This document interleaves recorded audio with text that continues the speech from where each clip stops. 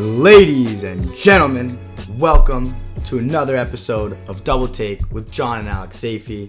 I want to wish everyone a good morning, good afternoon, or even a good night, depending on what time you're listening to this. I want to wish that to everyone in the world except for Boston sports fans.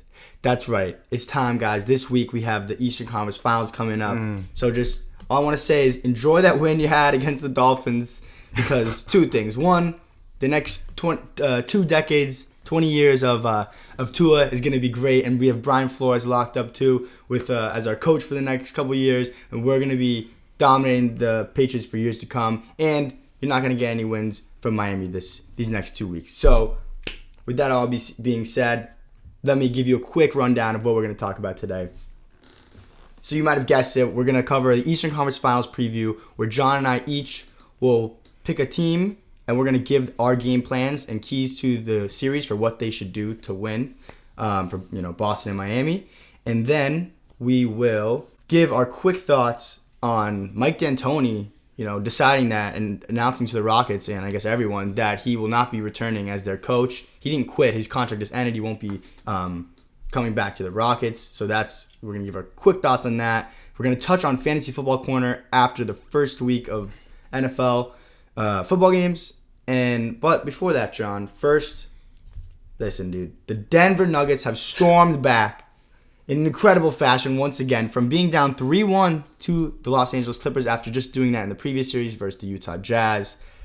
We realized that Game 6 was being played during all the NFL football games, and we turned it on, was it the second half? Maybe it was right before the second half. It was like second quarter we realized, we're like, what? Is the NBA really playing right now at 1 p.m. on a football Sunday?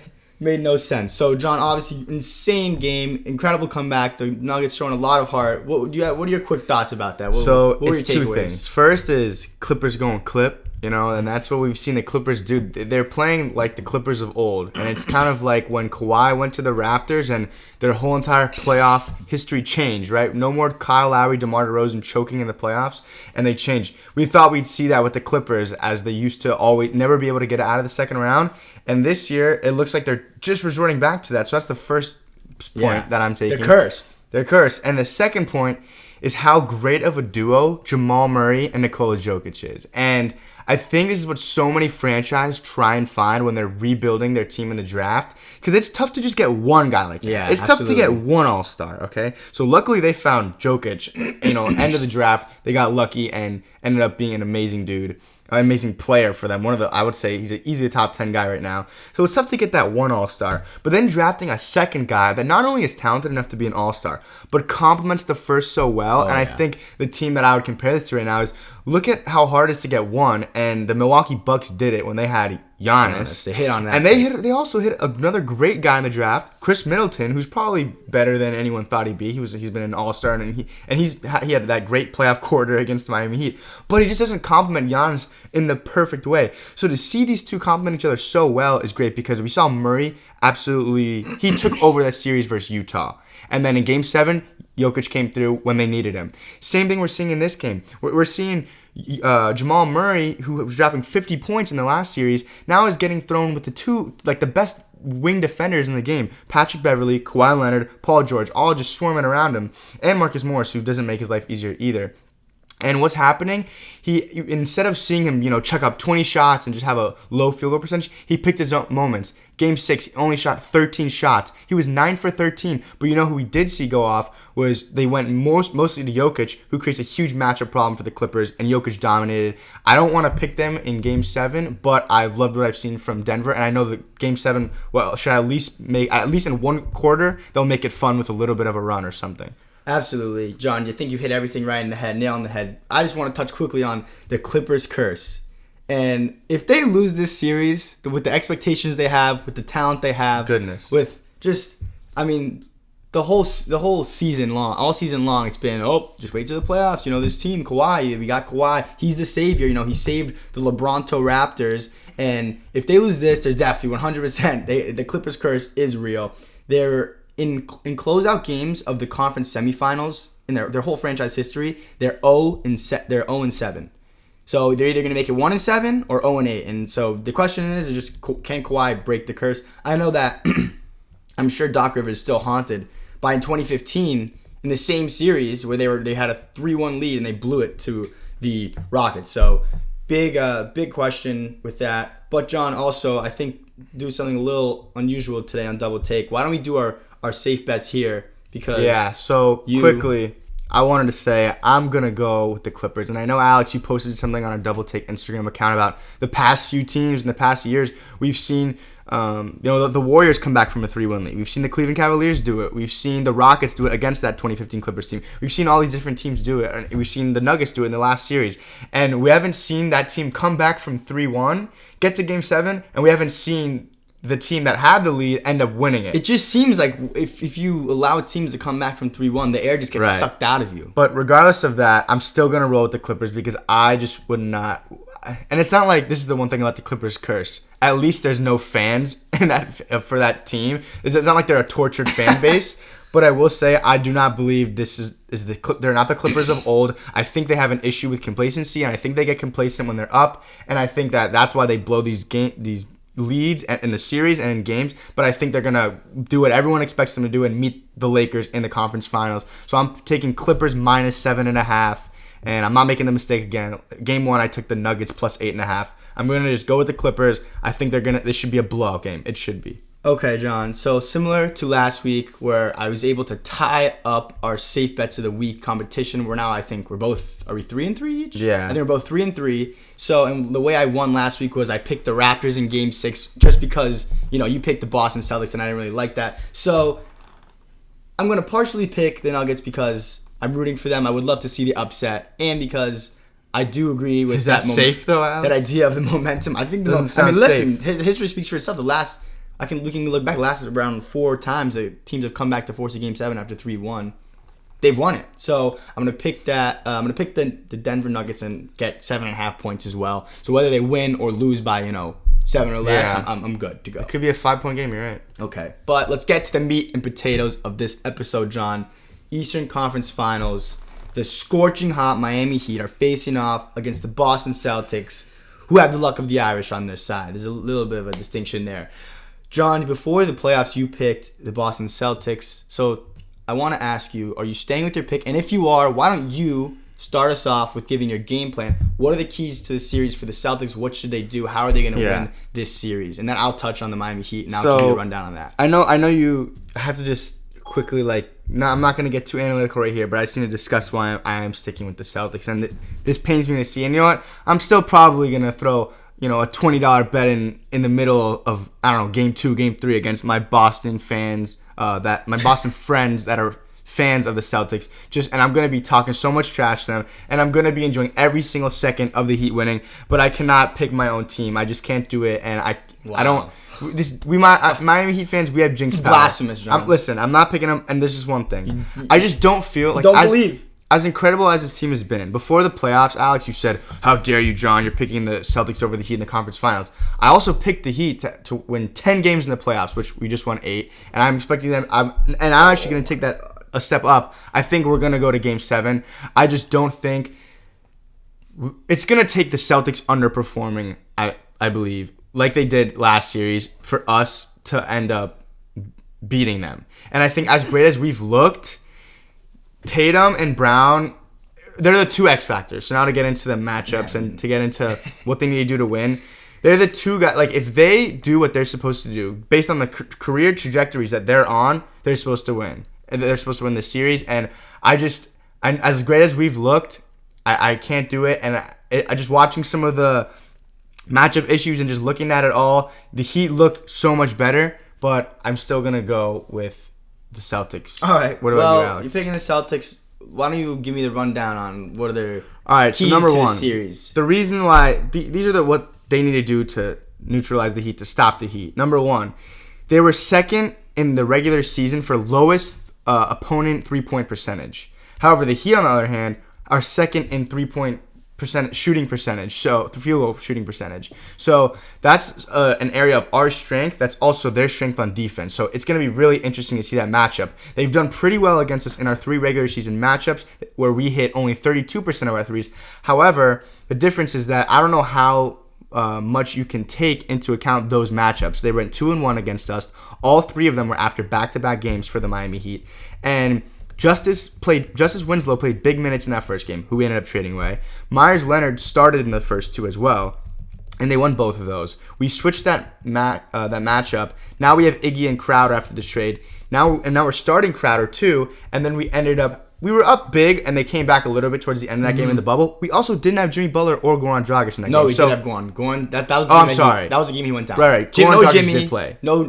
Towards the end of the game, he hurt his ankle, though. Yeah. But yeah, so just to get into that, we have so many guys that can hurt them from behind the arc. Even Jay Crowder. Like, I'm not even talking about Duncan Robinson here, the guys who've been there all year long. All of a sudden, Jay Crowder is our best 3-point shooter. Kelly Olynyk can come off the bench and he can change the game. Exactly, and we started him in that bubble game on August 4th, and he played great, just depending on the against matchups. His former team, too. Because with him and Bam, they had Tice on one of them. Tice was mainly on Olynyk, and then we saw Bam getting guarded by, like, Jaylen Brown. And guess what happened? Bam cooked that game. So, just quickly, before I get into the Bam matchup problems, it might be a good thing if Hayward didn't play game 1 for them. Because as a Heat fan, I'm way more afraid of Marcus Smart, who could play 50 minutes in an overtime game, could end up hitting 5-6 3-pointers, going off, having a ridiculous game, but also still being the defensive pest that he is. So, honestly, I'm more afraid of Marcus Smart. But for them, their matchup problems are, like I said, our shooters. Duncan and Hero took turns torching Gordon Hayward in that game on August 4th. Yeah, it was like fine. Duncan Robinson was doing his, Bam, the catch and shoot, their little 2-person game, which was just super effective versus them. That's something Brad Stevens is going to have to neutralize. Hero also was doing hero things in that game, and he was doing it against Hayward. Another guys I want to see guarding them. I want to see Wanamaker. I want to see Kemba. I like that for guys like Dragic and Hero to just go off against those not as good defensive players who are more there for offense. So that's what's so interesting about these matchups is for us we have offensive guys, we have defensive guys. Similarly with them, and then on the other hand, going down to the front court, Bam destroyed Tice. He flat out balled. He had 21, 12 rebounds, 11 for 18 from the free throw line. Love that matchup. I love that matchup. It's a great matchup for us. That's the one place of their biggest weakness. And I'm not going to... Obviously, we have got the shooters that can shoot, but they got good perimeter defenders. The biggest issue for them is how they're going to try and stop Bam. They're going to put Robert Williams in there. I don't think they're going to try putting a Nets Cantor in there, who actually did get some minutes in that bubble game. But getting back to the free throws, right? Bam, 11 for 18 for free throws. We shot 36 free throw attempts in that game.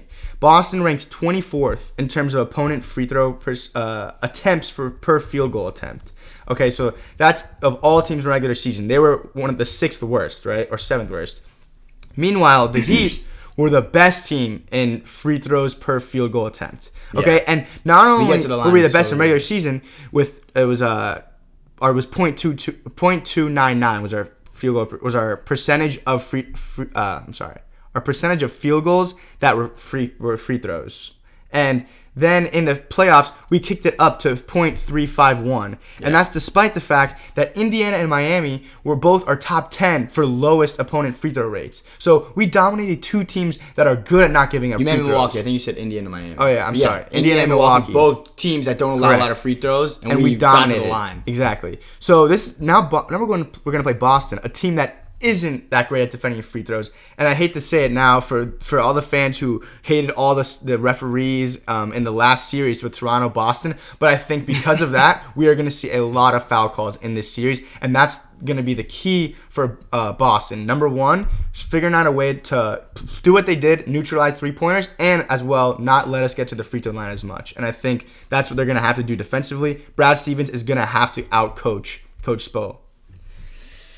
Not gonna happen. Now, listen, John. I want to hear. Please Spo, tell me. Trust. Let me tell me why the Celtics. Break it down. We'll start with offense, then we'll get to defense. Okay. So offense. Well, first, actually, let me say I am picking the Miami Heat, John. Okay. I didn't bet on them, or I didn't put them in my bracket. That way, I didn't jinx them. But I'm still picking them, so that way there's no jinx on the team. Well, by the way, how many games are you picking the Heat in?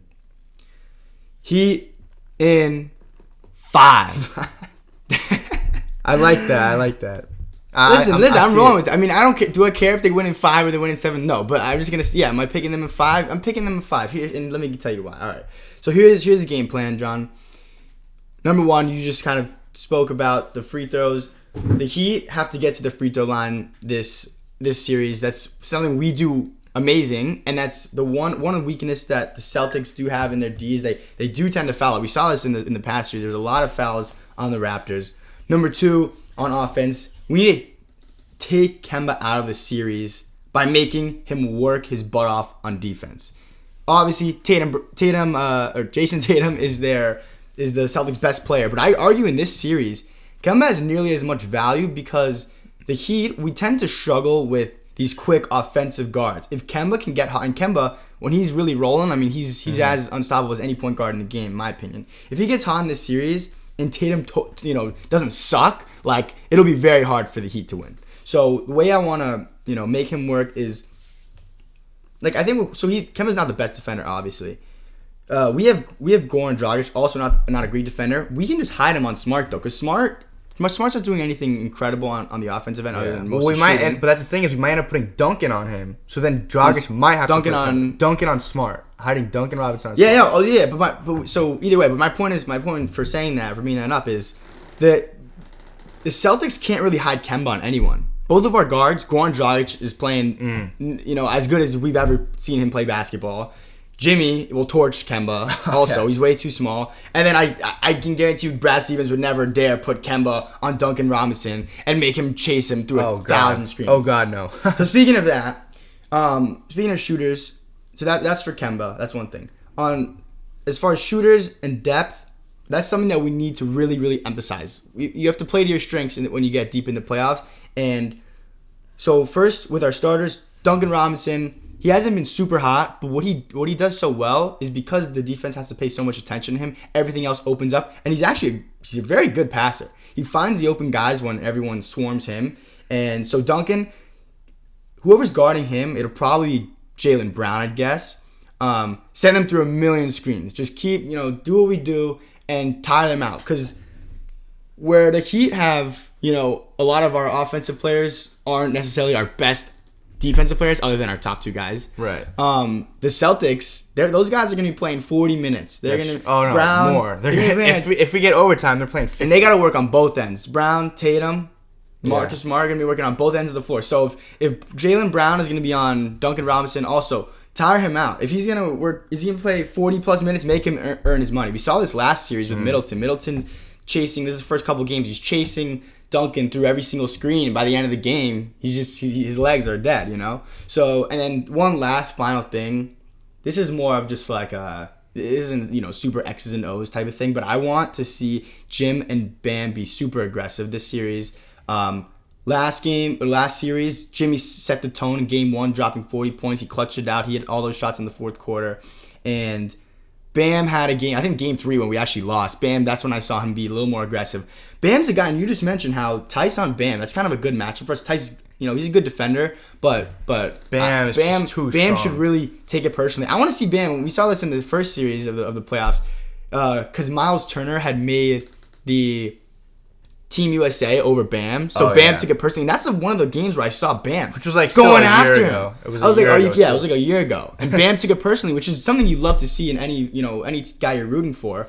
Take it personally, and so I want Bam to take something personally and just carry that ship, torch Tice. Yeah, at the end of the day, John, if no matter what, X's and O's, blah blah blah, everything out the window, we're gonna win this series because of Jim and Bammy taking us. I said Jim and Bammy. Bam and Jimmy taking us there. Yeah. So that's offense. Do you have any? Yeah, well, one thing you said that does make me a little hopeful is this offense-defense thing. And the thing with Kemba is that he did not have the best series against the Toronto Raptors.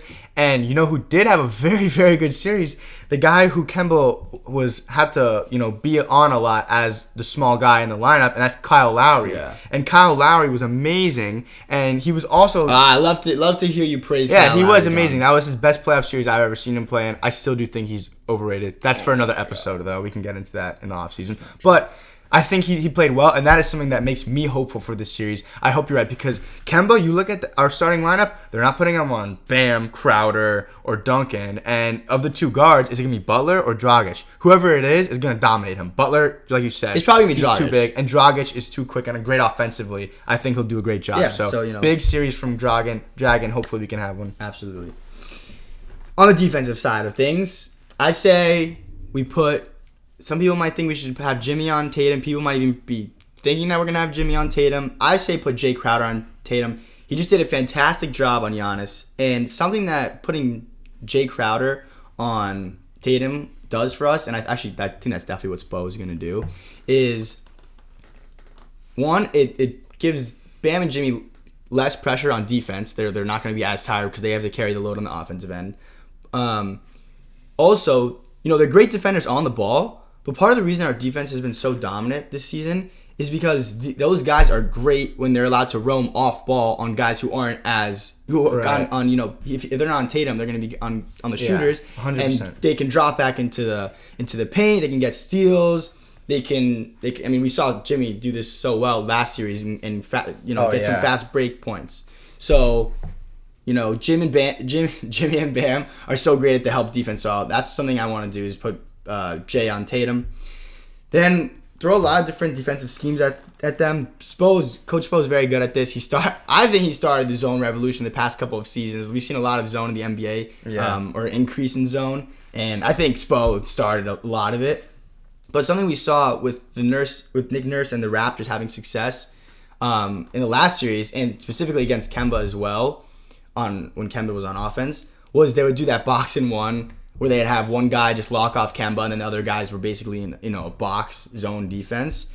And so then one thing we saw with that is they would jump back into the man, they would go back to the zone, and just the constant switch of these different defensive schemes, it kind of befuddled the Celtics. They were confused. They got flustered, and that caused them to make mistakes. So throw a lot of different defenses at them, and then as far as their shooters, don't let Brown and Smart get going. We have to worry about Tatum and Kemba a ton. So if those guys are going off, like if those four guys are playing well, I don't know if any team can beat the Celtics. But Smart was 34% from the arc in the playoffs in total. But last series he was 30 for 61. That's nearly 50%. So I'd say the first game, don't let Smart get any breathing room. You have to play tough D on him because the game plan is usually let him shoot. But I'd rather him get out of rhythm now than let him continue hot shooting from last series. All right, well, thank you, Alex. You definitely sold me a little more. Lastly, I needed to say this. I just feel like this is the thing. It would be too good. It would be too good to be true for me to see one of my favorite players of all time, LeBron James and the Lakers, go up against my favorite team of all time, see LeBron face his former team. I think the league has their agenda, and the Heat ain't a part of it. And they want to see a Lakers-Celtics finals, and they would. I'm just saying. It'd be too good to be true, and that's why I think I feel like we have imposter syndrome right now, where I feel like we're not supposed to be here at this moment. And I know Jimmy and Bam and all our guys on our team, and Tyler Hero, none of them feel that way. They think we're supposed to be here. Like Jimmy feels like he's about to go meet, one of his peers, like one of his rivals, LeBron James, like a guy that he's an equal with, right, in the finals, because he has that irrational confidence. But right now, it's just totally rational. It's just too good to be true. So I have to defend myself one more time for all our Heat fans listening. Well, I guess it's a win-win. We either get to see LeBron win, we get to see LeBron beat the Celtics, or LeBron or the Heat win. Exactly. And then we get to also, if the Celtics are losing, if that's like LeBron versus Paul Pierce, hold that, bring back that. That'll be a sweep. So I guess, but also, John, I think maybe the basketball gods are they're giving us a gift for having to watch so many Golden State Warriors championships. That would be. Honestly, I'm already gonna say it. This playoffs has been Heat Lakers, baby. This playoffs has been more fun than the past few with the Warriors. John, give me your quick thoughts on Mike D'Antoni. Yeah, so and him not re-signing with the Rockets. So he was the perfect coach for their style of basketball, for this Maury ball, for their small ball. He coached 7 seconds or less Suns, for this just 3-point shooting team that shoots way more threes than even twos in some games, and this team that is just so different and revolutionary, with no center. He was the best guy for the job Now they're going to have to go out and get a more conventional coach, which just won't be as effective. Even if it's David Fizdale or Nate McMillan or any of these guys who... I like David Fizdale. Yeah, or any of these guys who just lost their jobs, or Kenny Atkinson from the Nets. Any of these guys, they're not going to be as good of a fit as D'Antoni.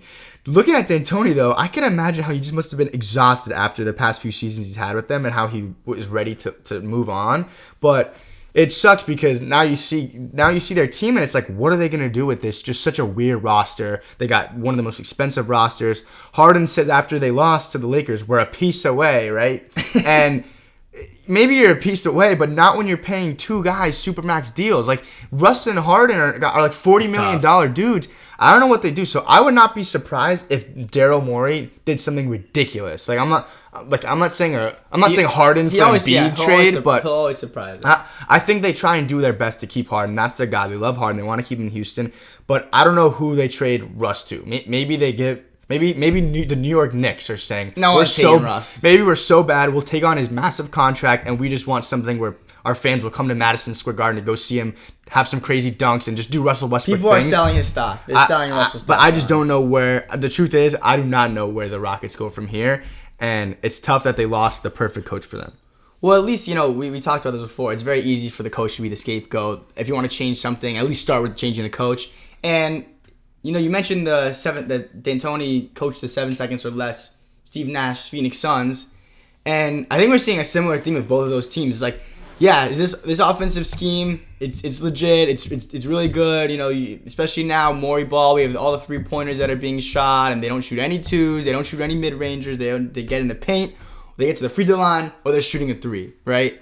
But I think we've seen now. I mean, is it safe to say that there will always be a shortcoming of this scheme? You're not going to win a championship when you're doing that. Steve Nash never won a championship with them, and the Rockets never won. And we could say 2018. Yeah, they were Chris Paul's hamstring getting injured away from winning. Right. And in the Suns, we were both very young when those series were being played. But there was a few years where I think everyone picked the Suns, or the Suns should have won. And then they also had some injuries too. They came, and they were going up against the Spurs. They went against the Spurs. They all came off the bench, and everyone got ejected. So there was kind of a lot of controversy surrounding that team. So you could argue between both teams, but it's a huge shock that none of them has won a championship. Maybe it's because it's always going to be the downfall of that scheme. Maybe not. But quickly, I also want to push back. This is like the Stephen A. take of Cowboys are an accident waiting to happen, because it's a self-fulfilling prophecy. Because saying a team is an accident waiting to happen, because if they're 0-16,